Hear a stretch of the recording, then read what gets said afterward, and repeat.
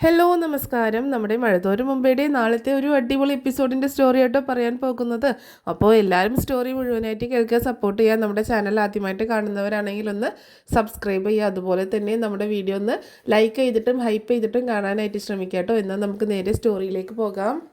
അങ്ങനെ വൈജയന്തി മുത്തശ്ശിയെ കൊല്ലപ്പള്ളി വീട്ടിൽ കൊണ്ടുപോയിടാനുള്ള ഒരു തീരുമാനം എടുത്തിരിക്കുകയാണ്. മുത്തശ്ശിയുടെ സാധനങ്ങളൊക്കെ പാക്ക് ചെയ്യുന്നുണ്ട്. അത് കണ്ടിട്ട് മുത്തശ്ശിക്ക് ആകെ അങ്കലാപ്പാണ്. നീ ഇത് എന്തിനുള്ള പുറപ്പെടാന്ന് ചോദിക്കുമ്പോൾ സാധാരണ അമ്മമാരും അച്ഛനും അമ്മയും ഒക്കെ ആൺമക്കളുടെ കൂടെയാണ് താമസം. അമ്മ ഇവിടെ താമസിച്ച് സുഖിച്ചു പോയി. അതുകൊണ്ട് ഇനി അത്ര സുഖം മതി അമ്മയ്ക്ക്. അമ്മയെ ഞാൻ കൊല്ലപ്പള്ളിയിൽ തിരിച്ചു കൊണ്ടാക്കുകയാണ് എന്ന് പറയാണ് വൈജ. മുത്തശ്ശി പറയുന്നുണ്ട്, അതിലും ഭേദം നിനക്ക് എന്നെ കൊന്നു കളഞ്ഞൂടായിരുന്നോ? നീ എന്നെ കൊല്ലപ്പള്ളിയിൽ കൊണ്ടാക്കുന്നു വേണ്ട, ഹോസ്പിറ്റലിൽ നിന്ന് ആ റോട്ടിലോട്ട് ഇറക്കി വിട്ടാൽ മതി, ഞാൻ എങ്ങനെയെങ്കിലും തെണ്ടി ജീവിച്ചോളാം എന്ന് പറയാണ് മുത്തശ്ശി. അതിനുശേഷം അലീനയോട് തൻ്റെ ബാഗുകളൊക്കെ പാക്ക് ചെയ്ത് മുത്തശ്ശിയുടെ കൂടെ കൊല്ലപ്പള്ളിയിലേക്ക് പോകാൻ പറയുമ്പോൾ അലീന അതിന് വിസമ്മതിക്കുകയാണ്. മാഡം പറയുന്നത് കേൾക്കാൻ ഞാനിപ്പോൾ മാഡത്തിൻ്റെ സ്റ്റാഫല്ല, ഇവിടുത്തെ അച്ഛൻ്റെ മകളാണ് എന്ന് പറയട്ടോ. ബാലചന്ദ്രൻ നിന്നെ ഒരു മകളുടെ സ്ഥാനത്ത് നൽകി ഒരു ദത്തുപുത്രിയായിട്ട് നിന്റെ നെറ്റിയിൽ എഴുതി ഒട്ടിച്ചു എന്ന് വിചാരിച്ചിട്ട് നീ ഇവിടുത്തെ ബാലചന്ദ്രൻ്റെ മകളാകുമോ എന്നൊക്കെ ചോദിക്കുമ്പോൾ അലീന പറയാണ്, ആകുമോ എന്നല്ല, ആയിക്കഴിഞ്ഞു, എൻ്റെ അച്ഛനാണ് ബാലചന്ദ്രൻ സാറ് എന്ന് പറയാണ്. മാഡം എൻ്റെ അമ്മയും എന്ന് പറയുമ്പോൾ നല്ലൊരു ആട്ട് വെച്ച് കൊടുക്കുക കേട്ടോ. നീ എൻ്റെ മകളാണെന്നോ, നിനക്ക് നാണമില്ലടി ഇങ്ങനെയൊക്കെ പറയാൻ എന്ന് പറയുമ്പോൾ അതാണ് സത്യം എന്ന് പറയാണ് അലീന. അതുകൊണ്ട് ഞാൻ ഇവിടെ നിന്ന് എങ്ങോട്ടും പോകാൻ ഉദ്ദേശിക്കുന്നില്ല. മാഡത്തിന് വേണമെങ്കിൽ മാഡത്തിൻ്റെ അമ്മയെ എവിടെ വേണമെങ്കിലും കൊണ്ടുപോകാം, അതിന് മാഡത്തിനുള്ള അധികാരവും അവകാശവും ഒക്കെ ഉണ്ട്. പക്ഷേ എൻ്റെ കാര്യം തീരുമാനിക്കുന്നത് ഇനി മുതൽ അച്ഛനാണ്, അല്ലാതെ മാഡം അല്ല എന്ന് പറയട്ടോ. ഇങ്ങനെ ഈ അച്ഛൻ അച്ഛൻ എന്നുള്ള വാക്ക് കേൾക്കും തോറും വൈജയന്തിക്ക് ഭയങ്കര ദേഷ്യം ഇങ്ങനെ കൂടി വരിക കേട്ടോ. ആരാടി നിൻ്റെ അച്ഛൻ, എവിടുന്നോ കയറി വന്ന നിനക്ക് അച്ഛനോ എന്നൊക്കെ ചോദിക്കുമ്പോൾ ആരാണ് അച്ഛൻ എന്ന് ഞാൻ പറഞ്ഞു കഴിഞ്ഞല്ലോ, ബാലചന്ദ്രൻ സാറാണ് എൻ്റെ അച്ഛൻ, എൻ്റെ സ്വന്തം അച്ഛനായിട്ട് ഞാൻ കാണുന്നു. അദ്ദേഹം എന്നെ മകളായിട്ട് അംഗീകരിക്കുകയും ചെയ്തു. ഇനി മാഡം മാത്രം എന്നെ മകളായിട്ട് അംഗീകരിച്ചാൽ മാത്രം മതി എന്ന് പറയുമ്പോൾ തെരുവ് തെണ്ടി വീട്ടിൽ കയറി വന്നതും പോരാ വീട്ടുകാരും അവൻ നോക്കുന്നോടി എന്നൊക്കെ പറഞ്ഞ് ദേഷ്യപ്പെടുകയാണ് വൈജയന്തി. ആ സമയത്ത് മുത്തശ്ശിയാണെങ്കിൽ ഇവരുടെ സംസാരം കേട്ടിട്ട് ആകെ ഇങ്ങനെ അങ്കലാപ്പിലോട് അങ്ങനെ നിൽക്കട്ടെ, ആകെ അമ്പരം ഇങ്ങനെ നിൽക്കുകയാണ്. അലീന പറയുന്നുണ്ട്, എന്താണെങ്കിലും എനിക്ക് കിട്ടിയ സ്ഥാനമാനങ്ങളും സൗഭാഗ്യങ്ങളും ഒന്നും നഷ്ടപ്പെടുത്താൻ ഉദ്ദേശിക്കുന്നില്ല. ഇവിടുത്തെ അച്ഛൻ്റെ മകളായിട്ട് ഇവിടെ തന്നെ താമസിക്കാനാണ് എൻ്റെ തീരുമാനം. മാഡത്തിന് എന്ത് വേണമെങ്കിലും ചെയ്യാം എന്നൊക്കെ പറയാണ് അലീന. ഇതെല്ലാം കൂടി കേട്ടിട്ട് നിന്നെ ഞാൻ അധികം ഇവിടെ വാഴിക്കത്തില്ലതീ, അച്ഛനും മകളുമായിട്ട് ഇവിടെ ജീവിക്കാൻ ഞാൻ അനുവദിക്കത്തില്ല.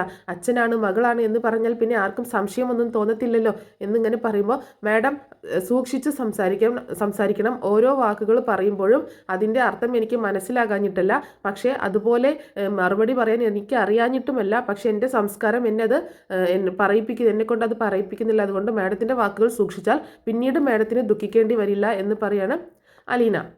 പിന്നെ നിന്നോട് ഞാൻ പറഞ്ഞത് ഓർത്തിട്ട് എനിക്ക് ദുഃഖിക്കാനൊരു അവസരം വരെ ഒരിക്കലും ഉണ്ടാവത്തില്ല എന്ന് പറയുമ്പോൾ എന്താണെങ്കിലും കണ്ടറിയാം എന്ന് പറയുന്നുണ്ട്. അമ്മ വന്നേ, ഇവളോടൊന്ന് സംസാരിച്ച് നിന്നിട്ട് കാര്യമില്ല. ഇനി ഇവളെ എങ്ങനെ ഇവിടുന്ന് പുറത്താക്കണം എന്നുള്ളത് എനിക്കറിയാം. ഇവിടെ എന്തോ ഉദ്ദേശിച്ച് കയറി പറ്റിയേക്കാണ് ഇവളെ എന്നൊക്കെ പറയുന്നുണ്ട് മുത്തശ്ശിയോട് വൈജേട്ടോ. എന്നിട്ട് അമ്മ വന്നേ എന്നൊക്കെ പറഞ്ഞിട്ട് അമ്മയുടെ സാധനങ്ങളൊക്കെ എടുത്ത് ബാഗ് എടുത്തുകൊണ്ടുപോയി കാറിൽ കൊണ്ടുപോയി വെക്കടി എന്ന് പറയാണ് അലീനയോട്. അങ്ങനെ അലീന അതൊക്കെ കാറിൽ കൊണ്ടുപോയി വെച്ചിട്ട് വരുന്ന സമയത്ത് മുത്തശ്ശിയാണെങ്കിൽ ആകെ സങ്കടപ്പെട്ടിരിക്കുക കേട്ടോ. അപ്പോൾ മുത്തശ്ശി ഇങ്ങനെ അലീനയെ നോക്കുന്നുണ്ട്. അലീനയും ആകെ സങ്കടത്തോട് കൂടിയിട്ട് നോക്കുകയാണ്.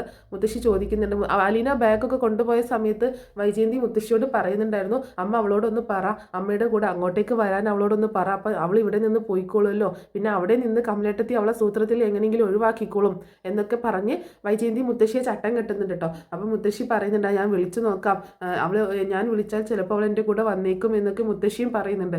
അങ്ങനെയെങ്കിലും ഇവിടെ നിന്നൊന്ന് ഒഴിഞ്ഞു പോകട്ടെ, അമ്മ ഒന്ന് വിളിക്കുക അവളെ എന്ന് പറയാണ് വൈജയന്തി. അങ്ങനെ അലീന തിരിച്ചു വരുന്ന സമയത്ത് മുത്തശ്ശി അലീനയോട് പറയുന്നുണ്ട്, ഇത്രയും നാളും നീ എന്നെ നോക്കി എന്നെ ഈ ഒരു അവസ്ഥയിൽ എത്തിച്ചതൊക്കെ വെറുതെ ആയല്ലോ മോളെ. ഇനി ഞാൻ അവിടെ പോയിട്ടുണ്ടെങ്കിൽ കമലയുടെ ആട്ടും തുപ്പും സഹിച്ച് ഒരു തുള്ളി വെള്ളത്തിന് വേണ്ടി ദാഹിച്ച് ഞാൻ അവിടെ കിടക്കേണ്ടി വരും. അത് ഓർക്കുമ്പോഴാണ് എനിക്ക് വിഷമം. നിനക്ക് എൻ്റെ കൂടെ വന്നൂടെ എന്ന് ചോദിക്കുകയാണ് മുത്തശ്ശി അലീനയോട്. അപ്പോൾ മുത്തശ്ശിയുടെ ആ ഒരു ഇരട്ടത്താപ്പ് എന്ന് വേണമെങ്കിൽ പറയാം. അലീനയുടെ കൂടെ നിൽക്കുന്നത് പോലെയും കാണിക്കും, വൈജയുടെ ഭാഗത്തേക്ക് ചായം ചെയ്യും. അങ്ങനത്തെ ഒരു ക്യാരക്ടറായി മാറിയിട്ടുണ്ട്. അത് കുറ്റം പറയാനും പറ്റത്തില്ല. തൻ്റെ മകളുടെ ജീവിതം നശിച്ചു പോകുന്നു എന്ന് കാണുമ്പോൾ ഏതൊരമ്മയും അങ്ങനെ ചിന്തിച്ചു പോകുന്നതാണ്. ആ സമയത്ത് അലീന പറയുന്നുണ്ട്, എനിക്ക് മുത്തശ്ശിയുടെ കൂടെ വരണമെന്ന്, മുത്തശ്ശിയെ നോക്കണമെന്നൊക്കെ ഭയങ്കര ആഗ്രഹമുണ്ട്. പക്ഷേ എന്ത് ചെയ്യാനാണ്, അച്ഛൻ ഒരിക്കലും അതിന് സമ്മതിക്കത്തില്ല എന്ന് പറയാണ് അലീന. പിന്നെയും അവളുടെ ഒരു അച്ഛൻ വന്നേക്കുന്നു എന്ന് പറയുമ്പോൾ, മാഡം ഇനി എന്തൊക്കെ പറഞ്ഞാലും സാർ എനിക്ക് അച്ഛനാണ്, ഞാൻ ഇനി അങ്ങനെ തന്നെ വിളിക്കത്തുള്ളൂ എന്നൊക്കെ പറയുന്നുണ്ട്. അമ്മ വന്ന് ഇവളോടൊന്നും സംസാരിച്ചിട്ട് കാര്യമില്ല. ഇപ്പോൾ അമ്മയ്ക്ക് മനസ്സിലായില്ലേ ഇവളുടെ മനസ്സിലിരിപ്പ് വേറെയാണെന്ന്. അല്ലെങ്കിൽ അമ്മയോട് ഭയങ്കര സ്നേഹമാണ്, അതാണ് ഇതാണ് എന്നൊക്കെ പറഞ്ഞിട്ട് അമ്മ ഇപ്പോൾ അങ്ങോട്ട് പോയി കഷ്ടപ്പെടും എന്ന് പറഞ്ഞിട്ട് പോലും അവൾ അമ്മയുടെ കൂടെ വരുന്നുണ്ടോ എന്ന് നോക്കിയേ ഇല്ലല്ലോ. അതുകൊണ്ട് ഇവളുടെ മനസ്സിലിരിപ്പ് വേറെയാണ്, അതെന്താണെങ്കിലും ഞാൻ നടത്തി കൊടുക്കാൻ ഉദ്ദേശിക്കുന്നില്ല എന്ന് പറയണം. അപ്പോൾ മുത്തശ്ശി ഇങ്ങനെ വളരെ വിഷമത്തോട് കൂടിയിട്ട് അലീനയെ നോക്കുമ്പോൾ അലീനയെ വിഷമത്തോടെ നോക്കണം. എന്നിട്ട് പറയുന്നുണ്ട് അലീന, എന്നോട് മുത്തശ്ശിക്ക് ദേഷ്യമൊന്നും തോന്നരുത് മുത്തശ്ശി, എനിക്ക് നിവൃത്തിയില്ലാത്തത് കൊണ്ടാണ് ഞാൻ ഇങ്ങനെയൊക്കെ പറയണത്. എനിക്ക് മുത്തശ്ശിയുടെ കൂടെ വരണമെന്നും മുത്തശ്ശിയെ നോക്കണമെന്നൊക്കെ എനിക്ക് ആഗ്രഹമുണ്ട്. പക്ഷേ എനിക്ക് നിവൃത്തിയില്ല മുത്തശ്ശി, എൻ്റെ അവസ്ഥ അങ്ങനെ ആയിപ്പോയി, ഇപ്പോൾ അത് പറഞ്ഞാലൊന്നും മനസ്സിലാവത്തില്ല എന്ന് പറയണം. അങ്ങനെ അമ്മ വന്നേ എന്ന് പറഞ്ഞിട്ട് വൈജയന്തി മുത്തശ്ശിയുടെ കൈ പിടിച്ചുകൊണ്ട് നടത്താൻ ശ്രമിക്കുമ്പോൾ, നീ വീട് വൈജി, എനിക്ക് നിന്നെക്കൊണ്ട് ഒറ്റക്ക് പറ്റത്തില്ല, അലീനയും കൂടി പിടിക്കട്ടെ, നീ ഒരു തവണ കൂടി എന്നെ വീഴ്ത്തിയത് ഓർമ്മയുണ്ടോ എന്നൊക്കെ പറയാണ് വൈജിയോട് മുത്തശ്ശി. അങ്ങനെ അലീനയും കൂടി പിടിച്ചിട്ടാണ് മുത്തശ്ശിയെ റൂമിൽ നിന്ന് പുറത്തേക്ക് കൊണ്ടുവരുന്നത് കേട്ടോ. അങ്ങനെ പുറത്തേക്ക് ഇറങ്ങുന്ന സമയത്ത് അവിടെ കൃഷ്ണയും പബിതയും ഒക്കെ ഉണ്ട്. അപ്പോൾ ഇവരൊക്കെ ഇങ്ങനെ അത് കണ്ടിട്ട് ആകെ അതിശയിച്ച് നിൽക്കണം. അപ്പോൾ കൃഷ്ണ വന്നിട്ട് ചോദിക്കുന്നുണ്ട്, മുത്തശ്ശിയെ എങ്ങോട്ടാണ് കൊണ്ടുപോകുന്നതെന്ന് ചോദിക്കുമ്പോൾ മുത്തശ്ശി പറയുന്നുണ്ട്, എനിക്കറിയില്ല മോളെ, ഹോസ്പിറ്റലിലേക്കാണെന്നും പറഞ്ഞ് എന്നെ കൊല്ലപ്പള്ളിയിൽ കൊണ്ടുവിടാനാണ് പോകുന്നത് എന്ന് പറയാണ് മുത്തശ്ശി കൃഷ്ണയോട്. അതെന്തിനാ മുത്തശ്ശിയെ കൊല്ലപ്പള്ളിയിൽ കൊണ്ടുപോയി വിടുന്നത്, മുത്തശ്ശി ഇവിടെ അല്ലേ താമസിക്കുന്നത് എന്ന് ചോദിക്കുമ്പോൾ മുത്തശ്ശിയുടെ വീടേ അതാണ്, അമ്മയുടെ വീട് അവിടെ കൊല്ലപ്പള്ളിയിലാണ്, അമ്മ ഇനി അവിടെ താമസിച്ചാൽ മതി എന്ന് പറയാണ് വൈജ. അങ്ങനെ അലീനയും വൈജയന്തിയും കൂടെ മുത്തശ്ശിയെ പിടിച്ചുകൊണ്ട് കാറിൽ കൊണ്ടുപോയി ഇരുത്തുന്നുണ്ട് കേട്ടോ. അപ്പോൾ ആ സമയത്ത് മുത്തശ്ശിക്കാകെ സങ്കടമാണ് ഇങ്ങനെ പോകുന്നതിൽ. വിഷമമുണ്ട്. അപ്പോൾ അലീന ഇങ്ങനെ മുത്തശ്ശിയോട്, മുത്തശ്ശി എന്നോട് ദേഷ്യമൊന്നും തോന്നില്ലെന്ന് വീണ്ടും ഇങ്ങനെ പറയുന്നുണ്ട് കേട്ടോ. എന്നിട്ട് വൈജയന്തിയോടും പറഞ്ഞു നോക്കുന്നുണ്ട്, ഹോസ്പിറ്റലിൽ നിന്ന് നേരെ ഇങ്ങോട്ട് വന്നോട്ടോ മാഡം, മുത്തശ്ശി അവിടെ കൊണ്ടുപോയി ആക്കണ്ട എന്നൊക്കെ പറയുമ്പോൾ എൻ്റെ അമ്മയുടെ കാര്യങ്ങൾ ഞാനാണ് തീരുമാനിക്കുന്നത്, നീ അതിൽ ഇടപെടാൻ നിൽക്കണ്ട എന്ന് പറഞ്ഞിട്ട് വൈജയന്തി കാറിലേക്ക് കയറുക കേട്ടോ.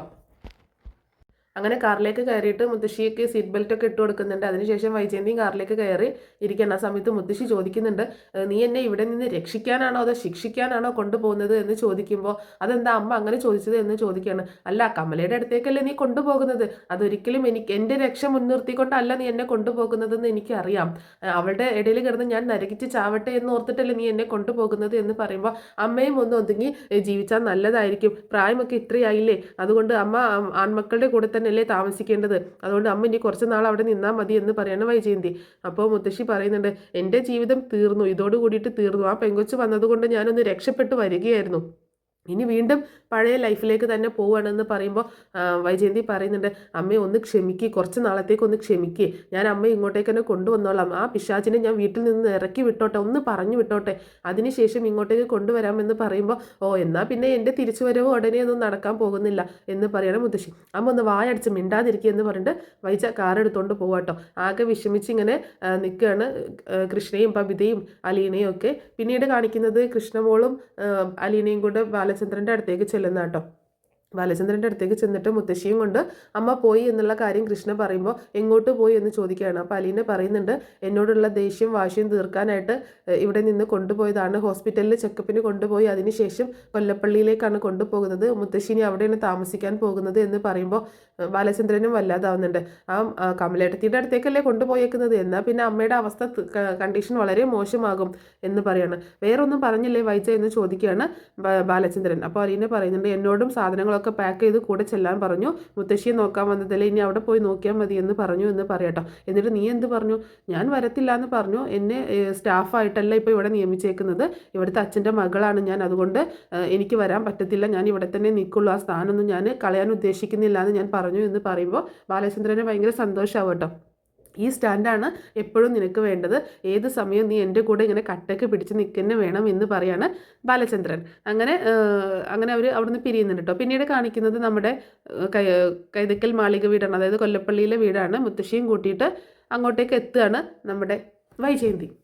അപ്പോൾ മുത്തശ്ശിയും കൂട്ടിയിട്ട് ഇങ്ങോട്ടേക്ക് വന്നത് കണ്ടപ്പോൾ തന്നെ നമ്മുടെ കമലയുടെ ഉള്ള ജീവനും ഒക്കെ കണ്ട് പോയി ഭയങ്കര ദേഷ്യമൊക്കെ ഇരച്ച് കയറിയട്ടോ. പെട്ടിയും ബാഗൊക്കെ കണ്ടപ്പോൾ, ഇതെന്താ വൈജയ ഒരു അറിയിപ്പില്ലാതെ ഇങ്ങോട്ടേക്ക്, ഇത് എന്താ ബാഗൊക്കെ ആയിട്ടെന്ന് ചോദിക്കുമ്പോൾ, ഞാൻ അമ്മയെ ഇവിടെ കൊണ്ടുവന്നാക്കാൻ വേണ്ടി വന്നതാണ് എന്ന് പറയണം. അമ്മയെ ഇവിടെ കൊണ്ടുവന്നാക്കാനോ, എന്തിനെന്ന് ചോദിക്കുമ്പോൾ, അമ്മയുടെ വീടല്ലേ ഇത്, അമ്മയുടെ മകൻ്റെ വീട്, അമ്മയുടെ തറവാട് വീട്, അപ്പോൾ അമ്മ ഇവിടെ അല്ലേ താമസിക്കേണ്ടത്, കമലേട്ടത്തി എന്താ ഒന്നും അറിയാത്തത് പോലെ എന്ന് ചോദിക്കാം കേട്ടോ.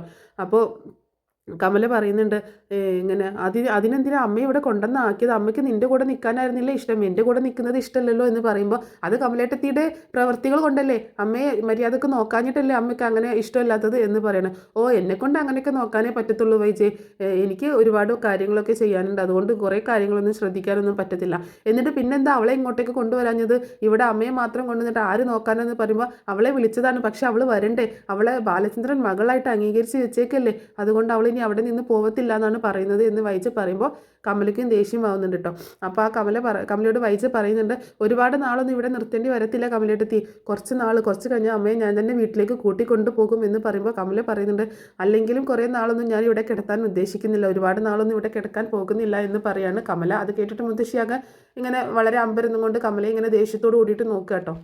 അങ്ങനെ മുത്തശ്ശി അവിടെ കൊണ്ടാക്കിയിട്ട് വൈജയന്തി തിരിച്ചു പോരുന്നുണ്ട് കേട്ടോ. അപ്പം മുത്തശ്ശിക്കാണെങ്കിൽ ഭയങ്കര വിഷമമാണ്, അപ്പോൾ കമലയ്ക്കാണെങ്കിൽ ഭയങ്കര ദേഷ്യമാണ്, ഇനിയിപ്പം ഈ തള്ള ഇവിടെ ഉണ്ടാവുമല്ലോ, ഇനിയിപ്പോൾ ഞാൻ നോക്കണമല്ലോ എന്നൊക്കെ ഉള്ളൊരു ദേഷ്യമാണ് മുത്തശ്ശിയോട് കമലയ്ക്കുള്ളത്. പിന്നീട് കാണിക്കുന്നത് നമ്മുടെ വൈജയന്തി കൊല്ലപ്പള്ളിയിൽ നിന്ന് തിരിച്ചു വരും കേട്ടോ. പിറ്റേ ദിവസമാണ് വൈജയന്തി തിരിച്ചു വരുന്നത് കേട്ടോ. അന്ന് അവിടെ സ്റ്റേ ചെയ്തിട്ട് പിറ്റേ ദിവസമാണ് വരുന്നത്.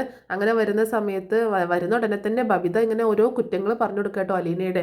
അലീന അങ്ങനെ ചെയ്തു ഇങ്ങനെ ചെയ്തു, ഏത് സമയം അച്ഛൻ്റെ അടുത്താണ്, അത് മാത്രമല്ല അലീന ഇപ്പോൾ ഞങ്ങളുടെ അച്ഛനെ അച്ഛ എന്നാണ് വിളിക്കുന്നത് എന്നൊക്കെ പറഞ്ഞു കൊടുക്കണം. അതായത് അലീന അച്ഛനോട് ഇങ്ങനെ അച്ഛ എന്ന് വിളിക്കുന്നത്, സംസാരിക്കുന്നത്, കൊഞ്ചിക്കൊഴിയുന്നതൊക്കെ ബബിത കാണുന്നുണ്ട്. ബബിതയ്ക്ക് അതൊന്നും ഇഷ്ടപ്പെടുന്നില്ല കേട്ടോ. അച്ഛനെന്ന് വിളിക്കുന്നതിന് ബബിത അലീനയോട് ഭയങ്കരമായിട്ട് വഴക്കുണ്ടാക്കുന്നുണ്ട്. നീ എന്തിനാണ് ഞങ്ങളുടെ അച്ഛനെ അച്ഛ എന്ന് വിളിക്കുന്നത്, അത് ഞങ്ങളുടെ അച്ഛനാ എന്ന് പറയുമ്പോൾ അത് നിങ്ങളുടെ മാത്രം അച്ഛനല്ല, എൻ്റെ കൂടി അച്ഛനാണ്, നിങ്ങൾ കേട്ടില്ലേ അച്ഛൻ എന്നെ ദത്തെടുത്തു എന്ന് പറഞ്ഞത്, അച്ഛൻ്റെ മകളാണ് ഞാനെന്ന് പറഞ്ഞത്, അതുകൊണ്ട് ഞാനും അച്ഛൻ്റെ മകൾ തന്നെയാണ്, എനിക്കും അച്ഛാന്ന് വിളിക്കാനുള്ള സ്വാതന്ത്ര്യം തന്നിട്ടുണ്ട്, അങ്ങനെ മാത്രമേ വിളിക്കാൻ പാടുള്ളൂ എന്നാണ് എന്നോട് പറഞ്ഞിട്ടുള്ളത് എന്നൊക്കെ പറയാണ് അലീന. അപ്പോൾ ഈ കാര്യമാണ് വൈജയന്തി വരുമ്പോൾ ബബിത പറഞ്ഞു കൊടുക്കുന്നത്. വൈജയന്തിക്കാണെങ്കിൽ ഇതൊക്കെ കൂടി കേട്ടിട്ട് ഭയങ്കര ദേഷ്യം വരും കേട്ടോ. അതേ സമയത്താണ് അലീന മുകളിൽ നിന്ന് ഇങ്ങനെ വളരെ സന്തോഷത്തോടു കൂടിയിട്ട് ചിരിച്ച് കളിച്ചിറങ്ങി വരുന്നത് കേട്ടോ. അതായത് ബാലചന്ദ്രൻ്റെ അടുത്തായിരുന്നു അത്രയും നേരം, അയാളുമായിട്ട് ഇങ്ങനെ സംസാരിച്ച് ഓരോ വിശേഷങ്ങളൊക്കെ പങ്കുവെച്ച് ഇരിക്കുകയായിരുന്നു. അങ്ങനെ ഇറങ്ങി വരുന്ന സമയത്ത് അലീനയോട് വളരെ ദേഷ്യത്തിൽ ചോദിക്കുന്നുണ്ട് വൈജയന്തി, നീ എന്തിനാണ് ബാലചന്ദ്രനെ അച്ഛന്ന് വിളിക്കുന്നത്, അത് നിന്റെ അച്ഛനാണോ എന്ന് ചോദിക്കുമ്പോൾ അതെ എൻ്റെ അച്ഛനാണ് എന്ന് പറയാട്ടോ. ഏത് വകയിലാണ് നിന്റെ അച്ഛനായത് ബാലചന്ദ്രൻ ആകെ 3 മക്കളേ ഉള്ളൂ, നീ വല്ലാണ്ട് മകള് കളിക്കാൻ നിൽക്കണ്ട ബാലചന്ദ്രൻ്റെ അടുത്ത് എന്നൊക്കെ പറയുന്നുണ്ട്. ആ സമയത്ത് ബബിത അങ്ങോട്ടേക്ക് വരുന്നുണ്ട്. ബബിതയും വൈജയന്തിയുടെ ഒപ്പം ചേർന്നിട്ട് അലീനയെ ഇങ്ങനെ ചീത്ത പറഞ്ഞുകൊണ്ടിരിക്കുക കേട്ടോ.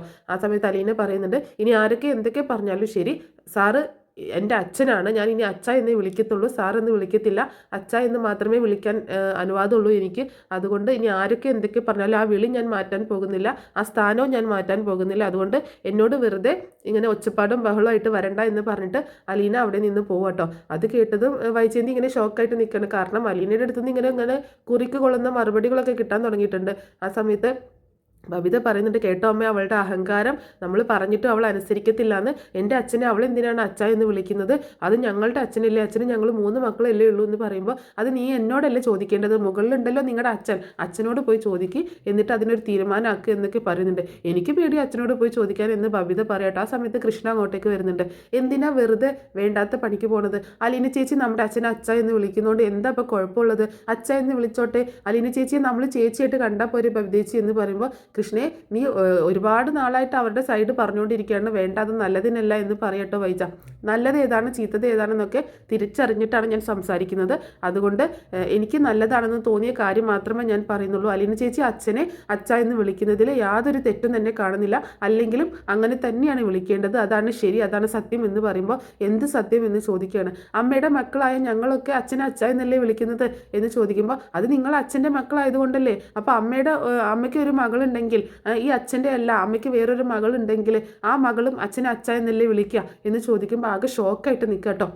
വൈജയന്തി, നീ എന്താടി പറഞ്ഞത് എന്ന് ചോദിക്കുമ്പോൾ അല്ല, ഞാൻ ചുമ്മാ ഒന്ന് പറഞ്ഞു എന്നേ ഉള്ളൂ, അമ്മയുടെ മകളാണ് അലീന ചേച്ചി എങ്കിൽ ഞങ്ങളുടെ അച്ഛൻ്റെ മകളല്ല എന്നുണ്ടെങ്കിലും അച്ഛനെ എന്താ വിളിക്കുക, അച്ഛ എന്ന് തന്നെയല്ലേ, അങ്ങനെ കണ്ടാൽ പോരെ അമ്മയ്ക്ക് എന്നൊക്കെ പറയുമ്പോൾ അധിക പ്രസംഗം പറയുന്നോടി എന്നൊക്കെ പറഞ്ഞിട്ട് കൃഷ്ണ ഒരുപാട് വഴക്ക് പറയട്ടെ. തല്ലാനൊക്കെ ആയിട്ട് കൈ ഓങ്ങുമ്പോൾ ദേ അമ്മ എന്നെ തല്ലാൻ വരണ്ട, ഞാൻ അച്ഛൻ്റെ അടുത്ത് പറഞ്ഞു കൊടുക്കും എന്ന് പറഞ്ഞിട്ട് കൃഷ്ണ പെട്ടെന്ന് അവിടെ നിന്ന് മാറിപ്പോകും. അപ്പോൾ ഇത്രയൊക്കെ കാര്യങ്ങളാണ് നാളത്തെ എപ്പിസോഡിൽ സംഭവിക്കാൻ പോകുന്നത്. അപ്പോൾ സ്റ്റോറി എല്ലാവർക്കും ഇഷ്ടമായിട്ടുണ്ടാവുമെന്ന് കരുതുകയാണ്. ഇഷ്ടമായിട്ടുണ്ടെങ്കിൽ സപ്പോർട്ട് ചെയ്യാൻ മറക്കരുത് കേട്ടോ.